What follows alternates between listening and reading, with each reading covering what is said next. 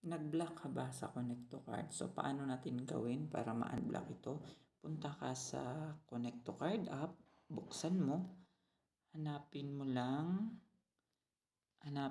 ang ito, yung reset credential. Input mo lang yung account number mo. So ito po yung number natin.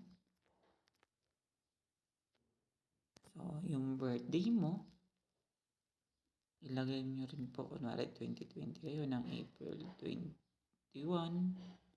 Tapos mobile number po ninyo, ilagay nyo lang. So, dapat po sa mobile number ay diretso na po tayo sa 9, wag na po lagyan ng 0. Ano po? Tapos, isubmit nyo lang po. Once na submit nyo na po, dapat po tama po ang in-input po ninyo. Kasi po pag mali, ganito po ang lalabas po ng registration po ninyo. So, ngayon, hahanapin nyo po kung saan po kayo nagkamali.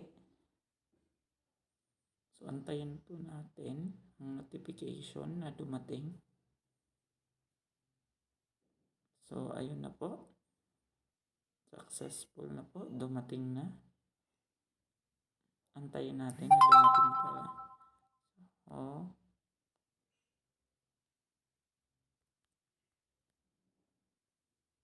Yan. Pag ready successful na po, pipindutin na lang po natin yung next. Tapos ilagay po natin kung ano pong gusto po nating username. Click nyo lang ang submit. Ayun, ito na po yung next. Mag-create po tayo ng account ng password po natin sa Connect to Card. So, para po madali kung ano po yung nilagay po ninyo, yun din po ang gagawin po natin. Kayo po kung ano pong gusto po ninyong gawin. So, sa akin po, tapos i-rewrite nyo lang po, Juan de la Cruz. So, ganun lang po. Pagkatapos po, mag-set na po ulit ng NPIN. Kayo po kung ano po yung gusto ninyo. So, pwede pong birthday po ninyo.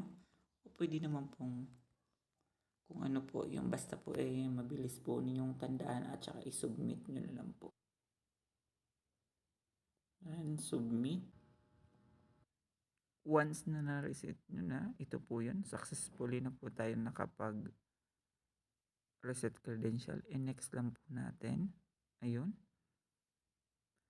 Ayun. Okay na po. So, pwede na po natin ilagay yung bagong username na ginawa natin nung tayo nag-reset credential, pati po yung password.